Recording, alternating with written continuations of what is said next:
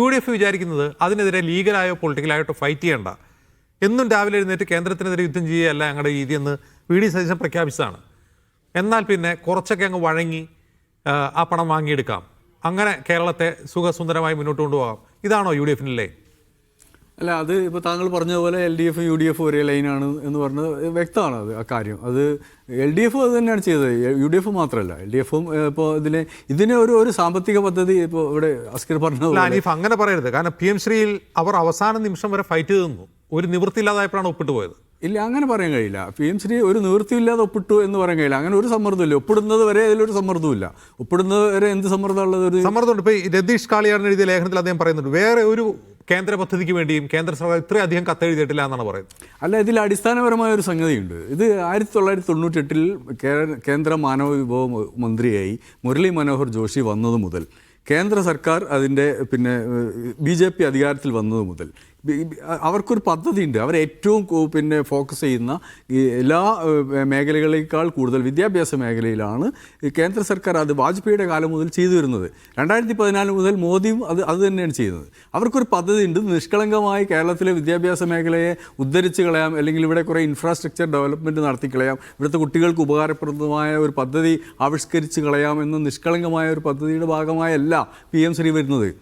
അതൊരു ദീർഘകാല ആസൂത്രണത്തിൻ്റെ RSSും സംഘപരിവാറും ആസൂത്രണം ചെയ്യുന്ന ഒരു വിദ്യാഭ്യാസ പദ്ധതിയുടെ ഒരു അജണ്ടയുടെ ഭാഗമായി വരുന്ന ഒന്നാണ്. അല്ലാതെ ഇത് PM ശ്രീ മാത്രം അതിൽ നിന്ന് വേറിട്ട് എന്തെങ്കിലും ഒരു താൽക്കാലിക സംവിധാനമല്ല. അങ്ങനെ അതിനെ കാണാനേ കഴിയില്ല. ഇവിടെ സഞ്ജീവ് പറഞ്ഞതുപോലെ അതൊരു അജണ്ടയാണ്, അതൊരു കാവ്യവൽക്കരണത്തിൻ്റെ പദ്ധതി എന്ന് ആദ്യം മുതൽ പറയുന്ന ഒരു പദ്ധതിയാണ്. അതിന് വേണ്ടി സമ്മർദ്ദങ്ങളുണ്ടാവും, സ്വാഭാവികമാണ്. ആ സമ്മർദ്ദത്തിന് വഴങ്ങുമ്പോൾ ഇവിടെ 2 ചോദ്യമുണ്ട്. ഒന്ന്, ഈ ഫെഡറൽ സംവിധാനത്തിൽ കേന്ദ്രവും സംസ്ഥാനവും തമ്മിലുള്ള ബന്ധത്തിൽ അതിൽ വരുന്ന സാമ്പത്തിക ഇടപാടുകൾ അല്ലെങ്കിൽ ഷെയറിങ്ങിൽ അത് പങ്കുവെക്കലാണ്. അല്ലാതെ അവരുടെ ഒരു ഔദാര്യം നമ്മൾ ഇങ്ങോട്ട് വാങ്ങുക, നമ്മൾ അവർക്ക് എന്തെങ്കിലും വില കൊടുക്കുകയല്ല ചെയ്യുന്നത്. ഇതൊരു ഷെയറിംഗ് ആണ്. അത് നികുതിയുടേതായാലും മറ്റെല്ലാ തരത്തിലും ഷെയറിംഗ് ആണ്. ആ ഷെയറിങ്ങിൽ നമ്മുടെ പങ്ക്, അവകാശപ്പെട്ട പങ്ക്, നമ്മുടെ അവകാശം പിടിച്ചു വാങ്ങുന്നതിന് അവർ കൊണ്ടുവരുന്ന ഇതുപോലെയുള്ള ഒളി അജണ്ടകൾക്ക് ഒപ്പിട്ട് കൊടുക്കലാണോ, അതിന് തുല്യം ചേർത്തലാണോ നമ്മുടെ പണി? അങ്ങനെയാണോ ഇത് നേടിയെടുക്കേണ്ടതെന്ന് മൗലികമായ ചോദ്യമുണ്ട്. അതിനെ നേരിടാൻ നമ്മൾ ഇങ്ങനെ ഒത്തുതീർപ്പ്, നമ്മൾ എല്ലാ ദിവസവും രാവിലെ എണീറ്റ് BJPക്കെതിരെ മുദ്രാവാക്യം വിളിക്കലല്ല എന്ന വാചകങ്ങളൊക്കെ നിങ്ങൾക്ക് പറയാൻ കഴിയും. പക്ഷെ ആ വാചകം കൊണ്ടൊന്നും അതിന് പ്രശ്നം പരിഹരിക്കാൻ കഴിയില്ല. ആ വാചകങ്ങൾ ജനങ്ങൾക്ക് തൃപ്തികരമായിരിക്കും ഇല്ലേ? നിങ്ങളുടെ ആരാധകർക്ക് മാത്രം തൃപ്തിപ്പെടുന്ന വാചകങ്ങളാണത്. ഏത് പാർട്ടി ആയാലും, അത് കോൺഗ്രസ് ആയാലും ശരി, CPM ആയാലും ശരി, ഇവിടെ ഈ പ്രശ്നമുണ്ട്. നിങ്ങൾ എങ്ങനെ ഈ പദ്ധതികൾ വാങ്ങിയെടുക്കും? ഇത് അവസാനത്തെ പദ്ധതിയാണോ? PM ശ്രീ പദ്ധതിയിൽ ഒപ്പിട്ട് ആ പദ്ധതി നടപ്പാക്കുന്നതോടുകൂടി ഇനി അങ്ങോട്ടുള്ള കേന്ദ്ര വിഹിതം വളരെ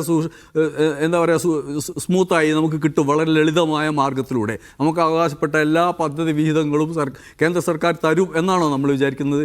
അത്ര നിഷ്കളങ്കമായ ആണോ കേന്ദ്ര സർക്കാരിനെ നമ്മൾ കാണുന്നത്? ഈ സർക്കാർ സംസ്ഥാനങ്ങളിൽ അതിനെതിരായി നിൽക്കുന്ന രാഷ്ട്രീയ പാർട്ടികൾ നേതൃത്വം നൽകുന്ന സർക്കാരുകളെ എങ്ങനെയാണ് സമ്മർദ്ദം ചെലുത്തുന്നത് നമ്മൾ തമിഴ്നാട്ടിലും ബംഗാളിലും ഒക്കെ കണ്ടതല്ലേ? അവിടെയാണ് അനീഫ സഞ്ജീവ് ഉന്നയിച്ചൊരു പ്രധാനപ്പെട്ട കാര്യം വരുന്നത്. അങ്ങനെ നിഷ്കളങ്കമായി ചിന്തിക്കുന്നതാണോ, അതല്ല ശരിക്കും ഡീൽ ഇത് തന്നെയാണോ? അല്ല, അതാണ് ഞാൻ പറഞ്ഞു വരുന്നത്. അതുകൊണ്ട് ഇതിനെ നിഷ്കളങ്കമായി നമ്മളൊരു പണത്തിന് വേണ്ടി, ഫണ്ടിന് വേണ്ടി ഒപ്പിട്ടു എന്ന ലാഘവത്തോടെ ഇതിനെ കാണാൻ കഴിയില്ല. അക്കാര്യത്തിൽ 2 സർക്കാരുകളും തുല്യമാണ് എന്നാണ് ഞാൻ പറയുന്നത്. അതിൽ CPMനെ മാത്രം നമുക്ക് ഒഴിച്ചു നിർത്താൻ കഴിയില്ല. ഇവിടെ UDF നേരിടുന്ന ഏറ്റവും വലിയ പ്രതിസന്ധി പറഞ്ഞത് ഇപ്പോൾ CPMൻ്റെ പ്രതിനിധി സഞ്ജീവോട് പറഞ്ഞ കുറേ ആക്ഷേപങ്ങൾ അദ്ദേഹം ആദ്യമായി ഞാൻ കേൾക്കുകയാണ്. PM ശ്രീയുമായി ബന്ധപ്പെട്ട അതൊരു സംഘപരിവാർ അജണ്ടയാണ് എന്നൊരു CPM പ്രതിനിധി ഒരു ചർച്ചയിൽ പറഞ്ഞത് ഞാൻ ഇന്ന് ആദ്യമായിട്ട് കേൾക്കുകയാണ്. ഇന്നലെ വരെ പറഞ്ഞിട്ടില്ല. അങ്ങനെയല്ല. നാഷണൽ എഡ്യൂക്കേഷൻ പോളിസി എന്താണ്, PM ശ്രീ പദ്ധതി എന്താണ് എന്ന് ഏറ്റവും കൂടുതൽ രാജ്യത്തോട് സംസാരിച്ചിട്ടുള്ളത് കമ്മ്യൂണിസ്റ്റ് പാർട്ടികളാണ്. പക്ഷേ ഈ ഞാൻ പറയുന്നത് PM ശ്രീ ഒപ്പിടുന്ന ആ ദിവസം ഉണ്ടല്ലോ, അതിന് തൊട്ട് തലേന്നിറങ്ങിയ ചിന്താവാരികയിൽ അന്നത്തെ വിദ്യാഭ്യാസ മന്ത്രി V ശിവൻകുട്ടിയുടെ നെടുനെടുക്കൽ ലേഖനമുണ്ട്.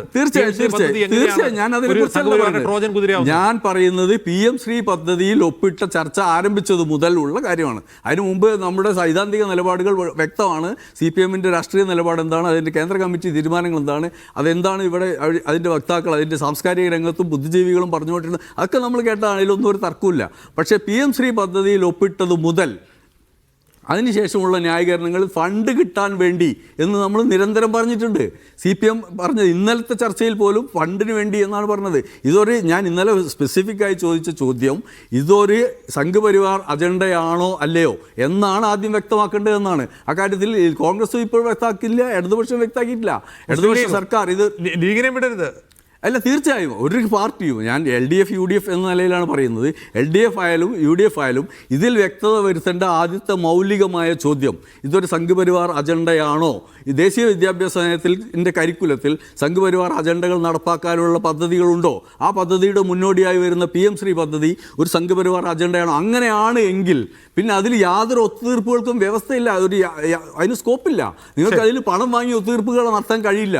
നിങ്ങളുടെ ഫണ്ട് വാങ്ങിക്കൊണ്ട് കേന്ദ്രത്തിൻ്റെ ഒരു പദ്ധതി ഇവിടെ നടപ്പാക്കാൻ കഴിയില്ല. അപ്പോൾ അങ്ങനെ നടപ്പാക്കുമ്പോൾ ഉണ്ടാകുന്ന പ്രശ്നം ഇത്തരം സമ്മർദ്ദങ്ങൾ. ഈ ഫണ്ട് തരണമെങ്കിൽ നിങ്ങൾ ഈ ഇത്തരം പദ്ധതികൾ സംഘപരിവാറിൻ്റെ കേന്ദ്ര സർക്കാരിൻ്റെ പദ്ധതികളിൽ ഒപ്പുവെച്ചാൽ മാത്രമേ ഫണ്ട് തരാൻ കഴിയൂ എന്നൊരു വ്യവസ്ഥയുടെ ഒരു അപ്രഖ്യാപിതമായ വ്യവസ്ഥ നിലവിൽ വരും. അങ്ങനെ മാത്രമേ മുന്നോട്ടുള്ള എല്ലാ ഫണ്ടും നമുക്ക് വാങ്ങാൻ കഴിയുള്ളൂ. അപ്പോൾ ഫണ്ടിന് വേണ്ടി നിങ്ങൾ സംഘപരിവാർ അജണ്ട നടപ്പാക്കരുത് എന്നതാണ് കേരളത്തിൻ്റെ ആവശ്യം.